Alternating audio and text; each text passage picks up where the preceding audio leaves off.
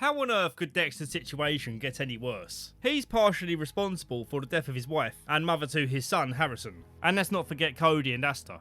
Season 4 set a really high bar for quality, so let's see if Season 5 can keep up. And before we begin, we need to give props to Michael C. Hall, as he filmed this season while battling cancer. If you notice his hair looks a little off, that's because it's a wig. A much more reasonable wig than the monstrosity we saw back in Season 1.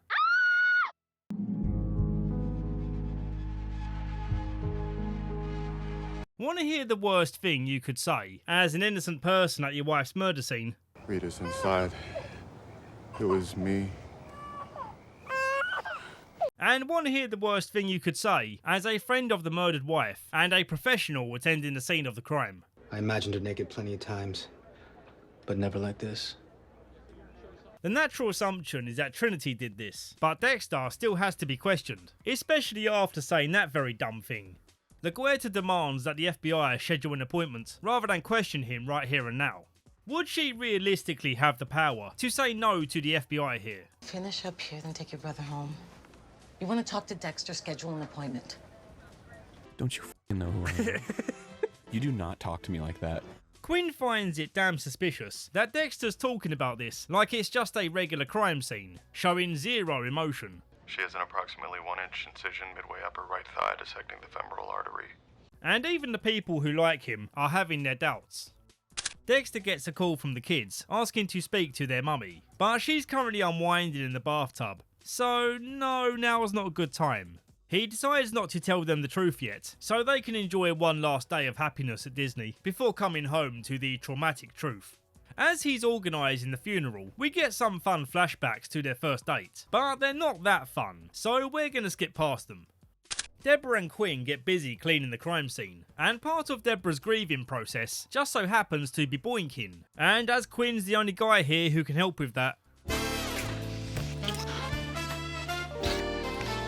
well, it is a new season after all. She's gonna need to have a new boyfriend, who will eventually either break up with her or get killed off in some way.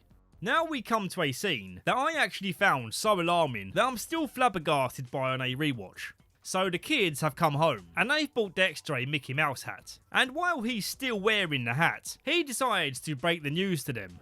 A man came into our house. Your mother came home and he killed her. What? She got killed? Seriously, what is wrong with you? You have to be a special kind of socially inept to not take a moment here to contemplate how poor taste it might come across to give your kids such devastating news while still wearing the bloody Disney hat. Dexter fails to show up to the FBI interview, panicking Deborah into thinking that he might be up to something stupid. She checks in on his old apartment to find the crazy neighbour lady feeding Harrison way too much ice cream. He's a friggin' baby. That much sugar's gonna send him into a coma. Oh, by the way, this is Deborah's apartment now. Dexter's just staying here temporarily. Right now, he's trying to delete his past, burning the contents of his shipping container. Everything apart from the blood slides. He is a psycho killer after all. He needs his trophies. After confessing who he really is to Rita, a bit too late for that one, mate, he sails away, looking to start over again. Meanwhile, the funeral is about to begin, but everyone's waiting on him to be there before they can make a start.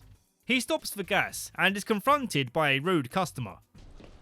What's your problem? Nothing. Fucking retard. Get the f*** out of here.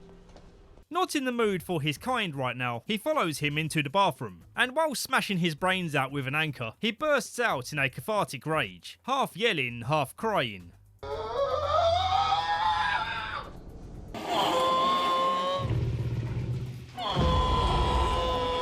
He ultimately decides to come back and be there for the funeral, dressed completely inappropriately and giving a speech that comes across more like it's about himself than about remembering Rita. I wasn't even human. I never expected that to change. She reached out and found something I didn't even know was there. I have felt sorry for her before, but this is where I feel the most sorry for Rita. Being bled out in your own bathtub sucks, but to have someone like Dexter be the one to give your eulogy, the last words uttered about you, before being buried in the dirt forever, that is a far greater tragedy. After everything she went through, she deserved so much better. Talk about an upsetting journey start to finish. Rest in peace if you can.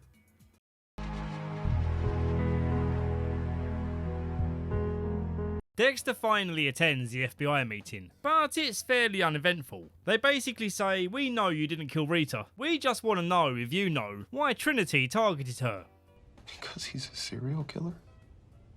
He then goes to a van rental place, looking for a large van to move the stuff out of the murder house. But even though he's here for personal reasons, he can't help noticing a bloodstain on the floor. I love the use of this corny harp music, or whatever these instruments are, whenever Dexter investigates something. Reminds me of when Cartman became a psychic detective. Ice cream. Blood. He traces the rental records to a roadkill cleanup guy called Boyd, and sets up a phony call out to get face to face with him. You're probably used to seeing dead things though, huh? Can't say I ever get used to it. He then breaks into his house for a little snooping around, finds a loaded gun and a bulk buy of tin tuna and chicken noodle soup. Yeah, this guy is clearly a freak. I'd arrest him right here and now. Much to Dexter's surprise, Boyd has come home early, so he needs to hide. He immediately sticks on this motivational CD from a guy called Jordan Chase. He'll be relevant to the story later. While making his escape plan, he notices that Boyd is collecting locks of hair, the final clue in labelling this guy as someone to look into. He follows him to a swamp where he's dumping barrels.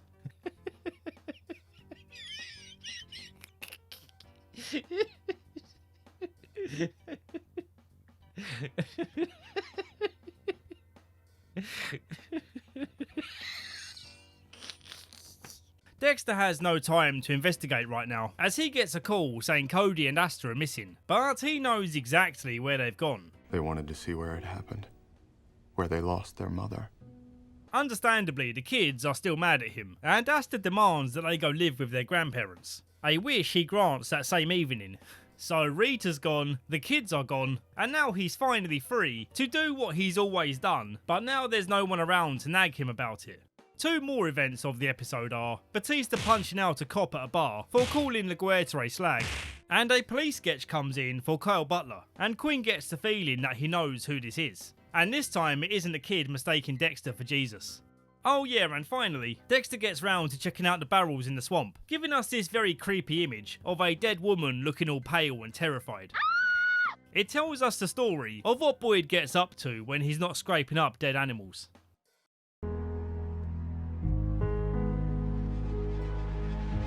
The last obstacle standing in the way of Dexter enjoying his passions is his pesky son, Harrison. But luckily, he's found the perfect babysitter, an Irish lady called Sonia. And she doesn't mind the occasional overtime, so if Dexter needs to chop up a few more bodies and take another midnight boat trip, she's got it covered. He deliberately bumps into Boyd, saying that he's looking for a new job. Something outdoorsy and dead animal scoopy. Boyd says, okay, we start tomorrow, giving Dexter time to go find a place where he'll eventually kill Boyd. It's like I'm putting my life back in order. I should probably mention the investigation going on in this season's overarching B-plot. The case name is Santa Mierda. It's Santa Muerte. It's Saint Death, not Saint Shit. When Nacho's dad is questioned about the killings, he brings up the very valid point of how the hell Deborah's lived in Miami for so long without picking up any Spanish. You live in Miami? Why you not learn Spanish? Because me too busy making a living. They come back the next day and find him beheaded, so it seems someone is keeping a watch on who the police are questioning. Batista better watch his head too, as it could be metaphorically chopped off from being in the police force, as the cop that he punched into oblivion has decided to press charges. I was under the impression the matter was settled. Oh, far from it. Lopez collapsed while on duty today. He's been hospitalized with internal bleeding. Dexter calls in a fake dead gator nearby to his kill site, but it doesn't go according to plan, with Boyd giving cat-like reflexes to his syringe by shooting a tranq dart back.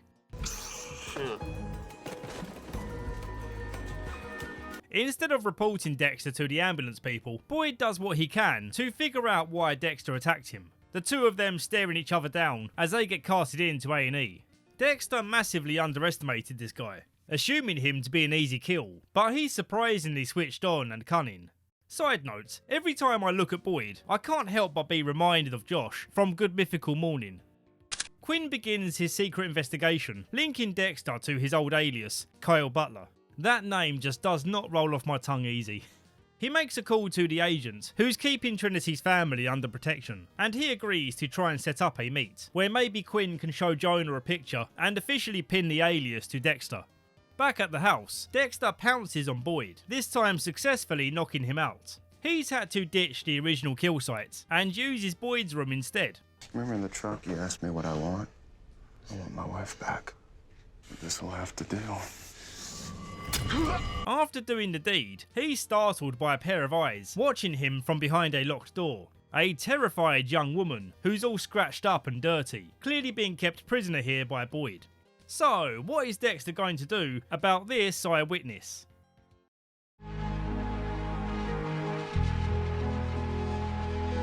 Dexter contemplates his next move. He can't simply let her go because she saw what he did, but he can't kill her because she's an innocent. When she wakes up, she freaks out, assuming that he's another Boyd looking to abuse her. So he knocks her back out for a while longer to figure out who she is and where to go from there.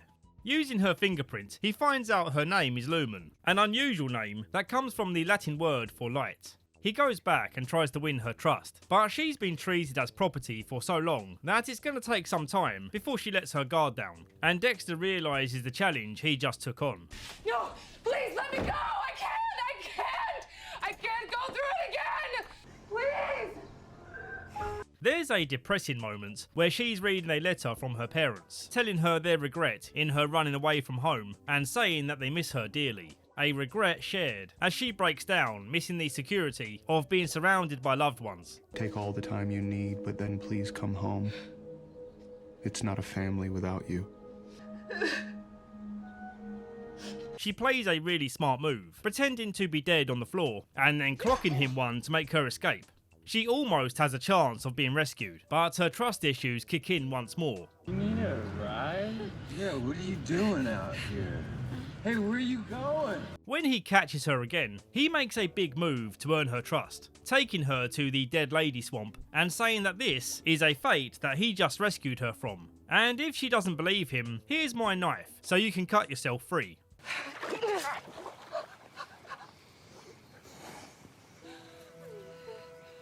This was just an instinctual reaction. She does actually now slightly trust him. She later reveals that there's other guys just like Boyd who put her through hell, and she doesn't want to go back home knowing that they're still out there. Batista clears the air with the cop he punched, apologising but also reasoning that if Batista insulted his wife, he would have expected the same retaliation. Deborah's Santa Mierda case leads them to some run-down house where their current suspects live, the Fuentes brothers. One of them holds a hostage with a knife and threatens to slice him up unless Deborah radios in the all clear. Yes, clear. Stupid bitch.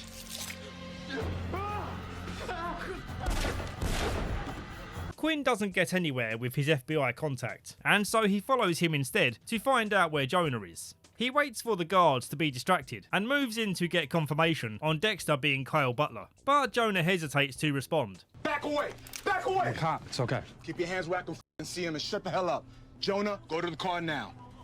He gets suspended for this private investigation, which LaGuerta should have been notified of, considering that it involves his colleague. It's not a complete loss of a day though, because Deborah says that she wants to go back to his place and have some rough and dirty. She's been dicking him around ever since they slept together, saying it was nothing and he should move on, but now she wants him again.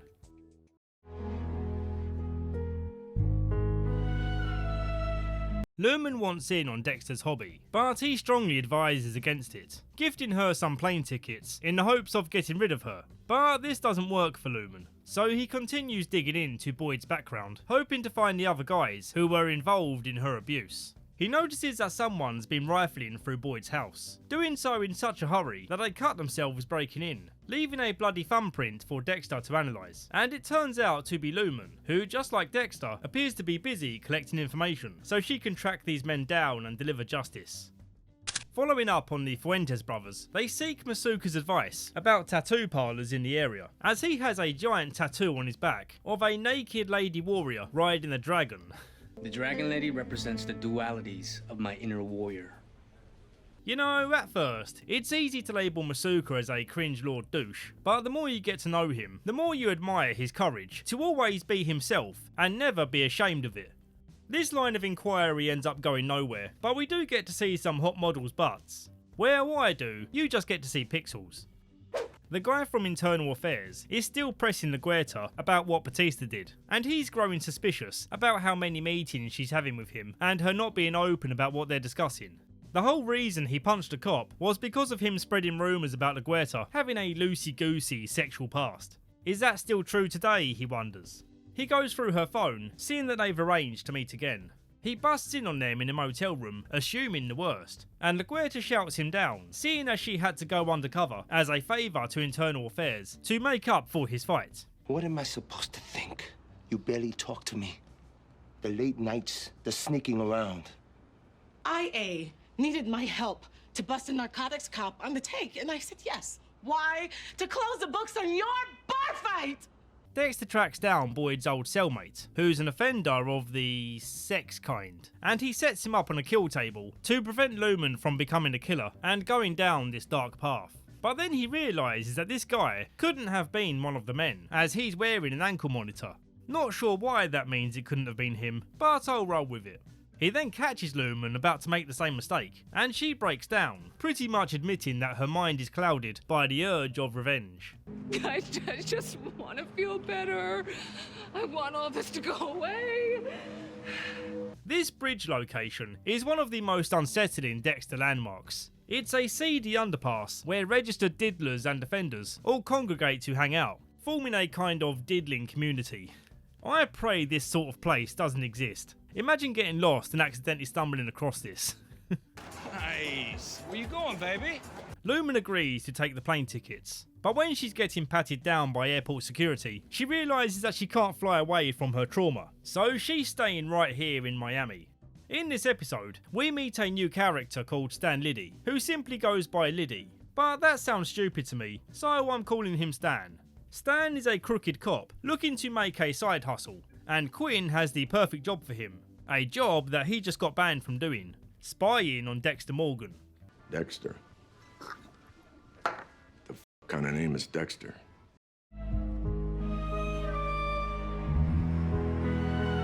Lumen wastes no time in taking out one of the guys on her list, but now she's freaking out, unsure of what to do next. Dexter says, "Alright, chill, I'll be there soon."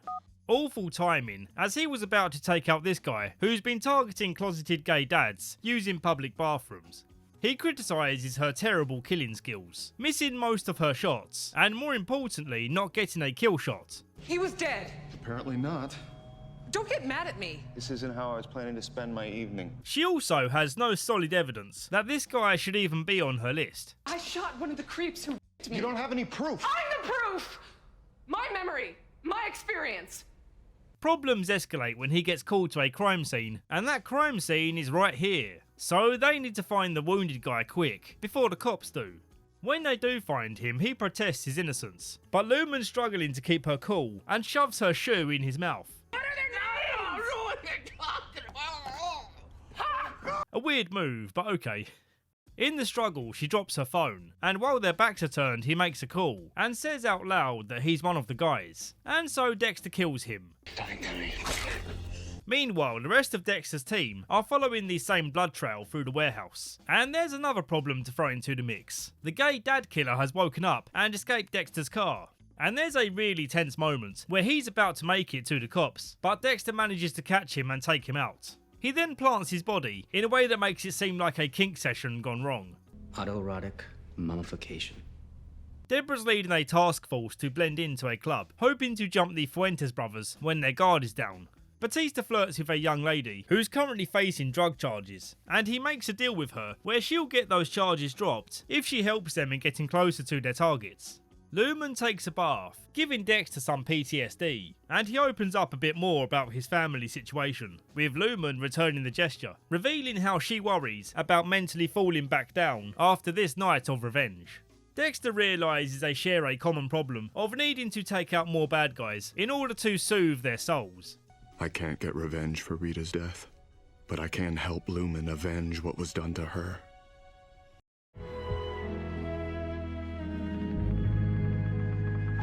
They begin jotting down the small details of what Lumen remembers from her attacks. For the most part, she was blindfolded, so the details she has are minimal.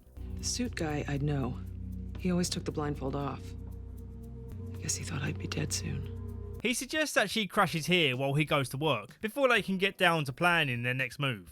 Meanwhile, a smartly dressed man just paid some guys to get the swamp barrels into the back of his truck. But then en route to wherever he's going, he manages to crash. Dexter is called to the scene, a very disturbing scene, which I find to be much more grotesque than any scene with tons of blood and gore. Because with this type of grotesque, you're dealing with bodies that have become all goopy and warm pudding-like as they're cooking in the Miami sunshine. The suit guy is no longer on the scene, but Lumen's here, which isn't exactly ideal for Dexter, as he wants to keep her a secret for as long as he's helping her. Quinn spots them talking, and Stan confirms it's the same woman who he saw going to Dexter's house. Slim, pretty. That'd be her. I know who she is. You betcha. They find out the truck belongs to Jordan Chase, the motivational speaker that Boyd listens to, or did listen to. They have trouble reaching him, but then surprisingly he voluntarily comes into the PD, willing to play ball so long as they keep his name out the press. They're immediately suspicious of his story about the truck being stolen, but then again they don't have any justification for taking him in right now.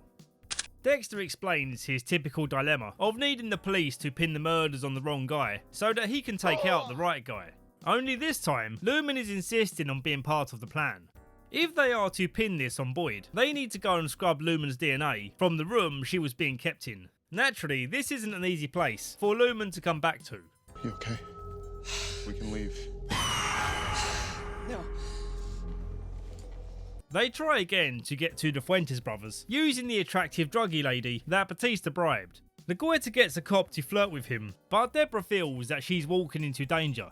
And yep, she was right. He quickly finds her gun, and all hell breaks loose. When Carlos Fuentes holds another person hostage, she decides not to risk it this time. While searching Jordan's bodyguard's house, Dexter finds a picture of him when he was young, hanging out with Boyd and some other guys who might be involved in what happened to Lumen. This house searching task almost went to shit when the bodyguard gets the jump on Dexter, but Lumen snuck in just in time to save him. We have to go before he sees our faces.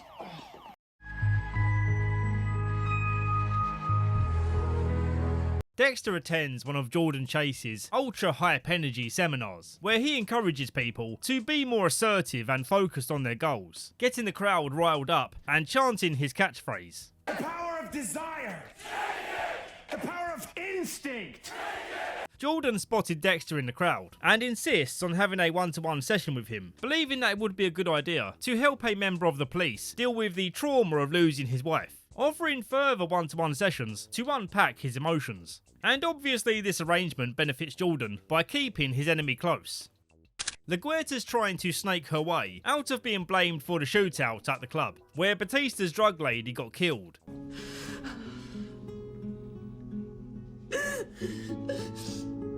Deborah scolds her for overthrowing her command and not listening to her advice about not moving too quickly. Sarah's just starting out. Her career will take the smallest hit. She'll recover quickly. If something like that had happened to me back then, I never would have made detective. For me, Laguerta is becoming a really unlikable character, and this feeling only worsens when she pins the blame on Deborah. As of today, she's being placed on immediate suspension with pay, pending the results of an independent... Whoa, not the plasma. Lumen gets a surprise call from her ex-fiancé, who she dumped on their wedding day. He wants to meet up again so they can talk about what happened. He tries asking her to run away with him and start over again, but we've already been over this. She ain't going nowhere. To get Lumen's details, Stan pulls a very clever move, causing her to crash into his car, forcing them to swap their insurance details. You do have insurance, don't you? Yeah.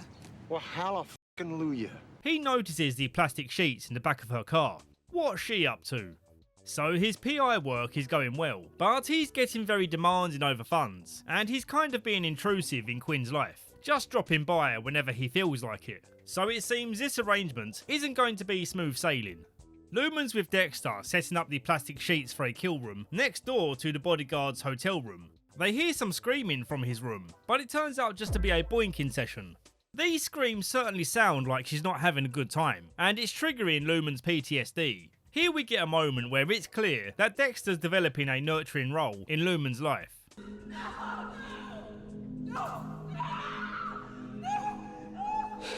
Dexter attends another live seminar where he's invited on stage to open up about Rita's murder, and he can't help but feel uplifted by Jordan's words, wanting to feel like himself again.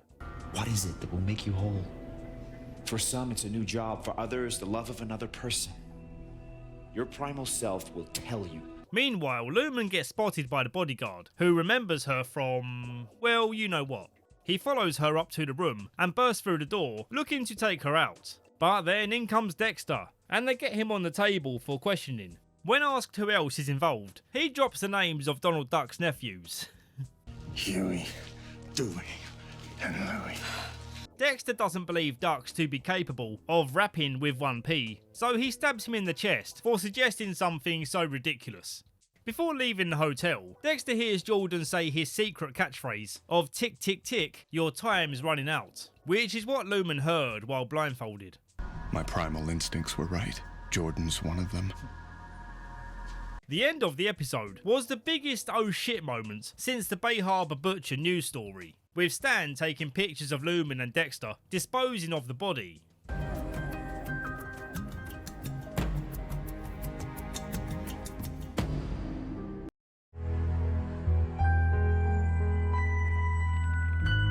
Dexter's having a private session with Jordan, hoping to find clues that will prove his involvement. And while getting changed, he notices a necklace in his locker that appears to contain a vial of blood. He's on the phone with Lumen, figuring out how to get a sample of this blood, when all of a sudden Lumen says there's people at the house trying to break in. She hides in the bathroom holding a knife, scared out of her mind. But it turns out these intruders are Asta and her friend Olivia. Who are you? Who the fuck are you? Who the fuck is she? They've travelled back on their own, and it's clear they've been drinking. Where'd you get the liquor? Doesn't matter. Yeah, I'd say so. You're 12. You said you were 14. She said she was 12. Asta is suspicious that Lumen is a love interest rather than just a tenant, as Dexter claims. The next morning, the girls are hungover as shit. Dexter tries to make light conversation of it, but it seems that their relationship is very much still strained. He doesn't even recognize me. Well, you didn't look like a raccoon last time we saw you. Making matters worse, Harrison calls Lumen Mama. Mama. She's not your mama. Your mama's dead. Esther. Want to quickly mention this scene where Stan calls Quinn about the pictures he took, but Quinn is too busy right now to listen to the details. I mention this scene because we get this little character revealing moment for Stan. This passive-aggressive gesture perfectly sums him up, in that physically speaking, he's not much of a threat. However, he can and will hurt you through his particular set of skills. You f with the bull, you get the horn. You understand? Dexter uses a very thin needle to extract a drop of blood from the vial, and it seems like a smooth move. But Jordan has a keen eye for detail, and notices that his locker is slightly ajar, and he immediately checks his necklace. All appears to be okay, but a tiny drop of blood ends up on his fingertip, and so now he knows that Dexter is up to something. Dexter then gets a call saying that the girls are missing. He suspects that they've been kidnapped, and using number plate details that Elliot from next door noted down, he raises the alarm with the PD. They quickly find the driver, and it turns out to be Olivia's stepdad, who went looking for her using the GPS on her phone. Dexter then gets a call saying they've been picked up by security for shoplifting. I'm Detective Deborah Morgan from Miami Metro Homicide. Mind if I take it from here? Just make sure I don't see these two again. This whole situation has made Lumen a known person in Dexter's life, and Deborah has the absolute gall to accuse him of moving on too fast. Was Lundy's body even cold before you jumped on Quinn's body? Dexter again protests that he and Lumen are not romantically involved, because they're not. While Olivia's getting ready, Lumen notices bruises on her stomach, and she knows from experience this type of bruise comes from an abuser who wanted to hurt her, but not in a place where it's too visible. Asta confesses that she knows all about it. Promise you won't say anything? I don't want him to hurt her more. Who? Barry, who do you think? He is an asshole. Deborah's been temporarily relegated into working in file management, and she finds critical information that additional DNA was found in the swamp barrels case. Problem is, this case is closed, and to reopen it, it would indicate to LaGuerta that someone's been working outside of their current duties. Batista, being her husband, is willing to be the one who breaks the news. LaGuerta sees this as a personal attack, to make her look stupid for closing the case. But Batista reminds her that DNA evidence is factual, and therefore would be impossible to have a bias. Biznatch. When Deborah bursts into her office, demanding an explanation for why she's being so unfair to her, she says, okay, I'll reopen the case. But there's certain facts that you need to get straight, such as Quinn not really being on holiday, he was being suspended. And she didn't want to tell Deborah this, as he was suspended for investigating her brother, who right now is beating the crap out of Olivia's stepdad, hitting him in the precise ways that turns him into a snivelling bitch. The nice thing about the liver is if you hit it just right, you get the vagus nerve, which tentacles out to the rest of your body. And Dexter warns him that if he doesn't leave Olivia and her mum, Dexter will find him and end him. With Olivia safely returned home, Asta's faith in him is slightly restored, and they walk inside holding hands, because despite everything they've been through, they still love each other. Aww. Stan presents the damning pictures to Quinn, and even though he clearly states that these bags they're throwing overboard definitely contain body parts, Quinn is like, nah, not interested. Here's the rest of the money I owe you, now please leave. But Stan says, no way. This right here is my ticket to get him back on the force, as this will be a huge case. You know, I just think I may call up that sister. Give her a ring, see if she wants to get together, have a drink. Stay the f away from me, and stay the f away from Deb.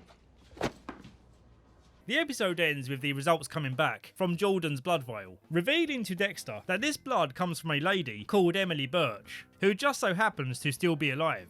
And also, Jordan calls Dexter's phone, but Lumen is the one who picks up. And realising it's Jordan, she tries her best to keep her composure. But he picks up on this, and he works out who he's talking to. Tell him time is of the essence. Tick, tick, tick. Take care, Lumen.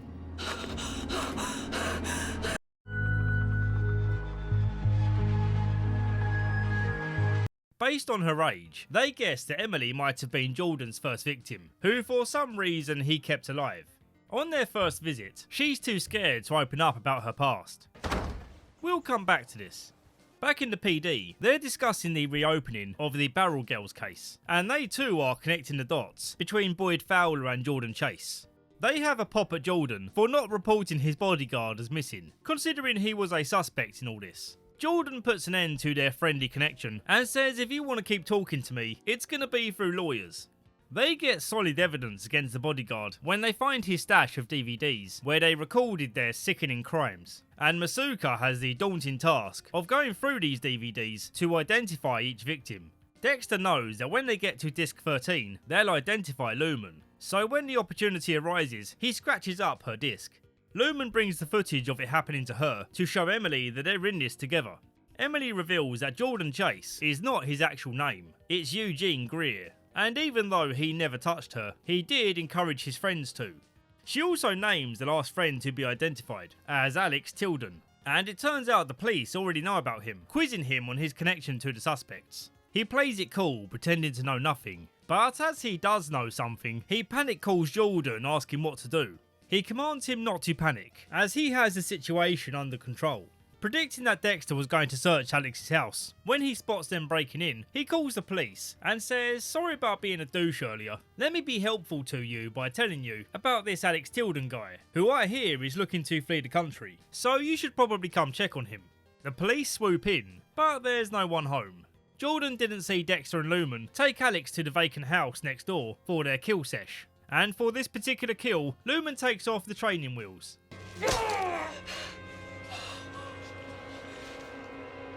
You okay? Yes. With this moment of release, Lumen feels rejuvenated and even more connected to Dexter, so inevitably they get wrapped up in the passion. Joking aside, this is obviously a big moment for Lumen, healing from her dreadful experience to engage physically with someone she can trust. Lastly, it appears that Emily might not be a victim after all, as she and Jordan are talking about the scheme where she was meant to give up the information she did. It's all part of Jordan's plan. He expresses admiration for her, saying she could never be replaced, as she was his first. We have a bond, and no one can ever break.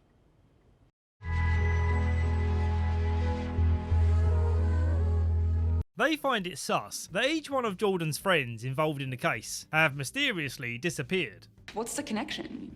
What do these three people have in common? You. Back home, Lumen and Dexter are using Harrison's toys to plan their attack on Jordan. While they're having a snuggle, Dexter notices the baby monitor is picking up on a recording device nearby, something to do with interference, which I don't quite understand, but I'll roll with it. We know from the previous episode that Stan is the one spying on them, but Dexter's having trouble tracking where the spy is hiding. Right now, he's talking with Quinn, asking him one more time to allow him to bust Dexter, but still he says, nah, I'm good. You little buffalo wimp. You're up to your ass in alligators with this thing, whether you like it or not. Dexter finds out that the bugging device came from Miami Metro, and they stress about needing to get to this footage before anyone else at the PD sees it. When the evidence locker lady goes on break, he taps into the database and sees that the bugging equipment was taken out by Quinn. They break into his apartment and find the photos that Stan took. He's been watching us for weeks. He knows everything. He approaches the sus-looking van that's been hanging around his place, and it turns out to be a trap that Stan set up. Stan calls Quinn and says if you don't get here right now, I'm going to call in this case, and it will look weird on you if you refuse to be a part of the bust. He makes a deal with Dexter where he'll let Lumen walk free if he makes a full confession on video, but when he busts out the camera, Dexter busts his face, and gaining the advantage, he puts an end to Stan Liddy. It's all good, they'll bring him back as a crime-fighting cyborg. Serve the public trust, protect the innocent, uphold the law. Quinn arrives on scene, but the van is curtained up, so he can't see what just went down. A trickle of blood drops in his boot, but this goes unnoticed. He goes away, thinking that Stan was playing him around. Liddy, it's Quinn. You're really starting to piss me off. Also setting up a trap, Emily calls Lumen, saying that Jordan found out about their conversation. Lumen says, hold tight, I'll be there soon. She arrives at the house and, oh my god, Jordan's here too. No flipping way. While he's arguing with Emily, Lumen tries to make a break for it, and in his state of rage, he beats Emily before turning his attention to Lumen. When Dexter catches up, there's no one around, but there is a blood trail that suggests that Lumen put up a fight and could well still be alive. The episode ends with Deborah getting a court order for Jordan, preventing him from leaving the country. But even though he was scheduled to fly out, the pilot says he never showed.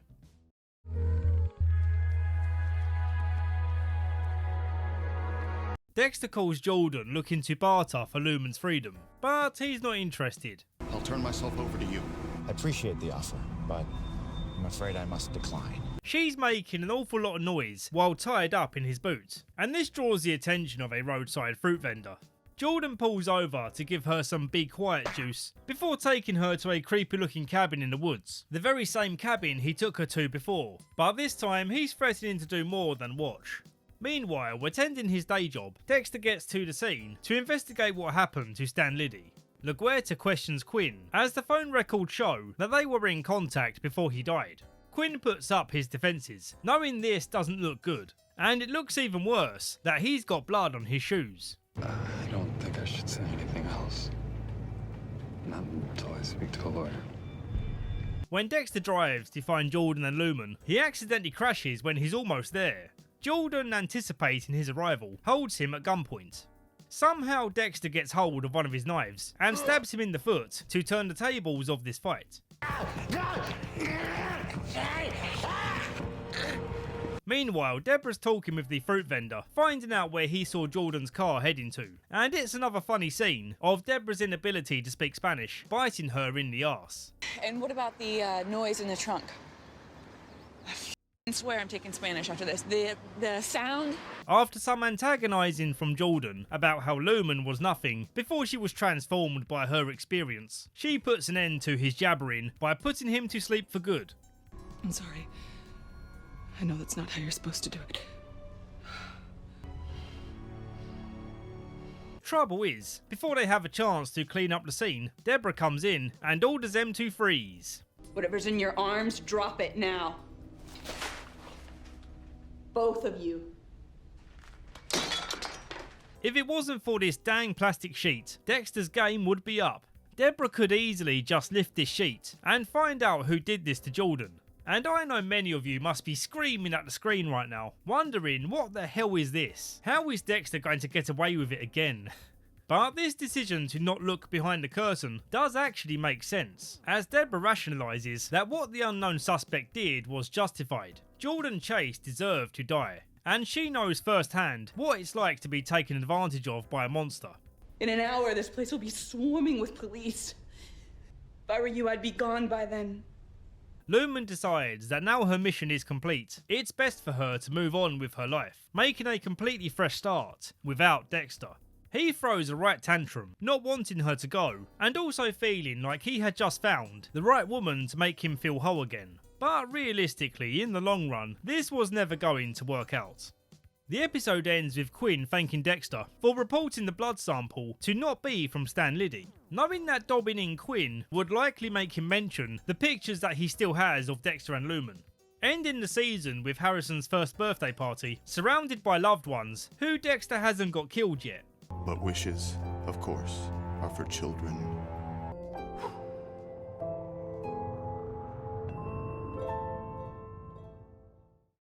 Well, that wasn't a terrible season, but it certainly had nothing on season 4. Now, where I'm really going to struggle is with season 6, because some of the episodes are painfully boring, but I'll try my best as always to repackage it in an amusing way. If you've been enjoying these Dexter videos so far and haven't yet subscribed, you know it makes sense to go and do that right now. The people you see here get these videos at least a day early, sometimes earlier if I have to deal with a copyright claim. So it's worth jumping on board if you're excited to see what comes next. As always, thanks for watching and see you soon.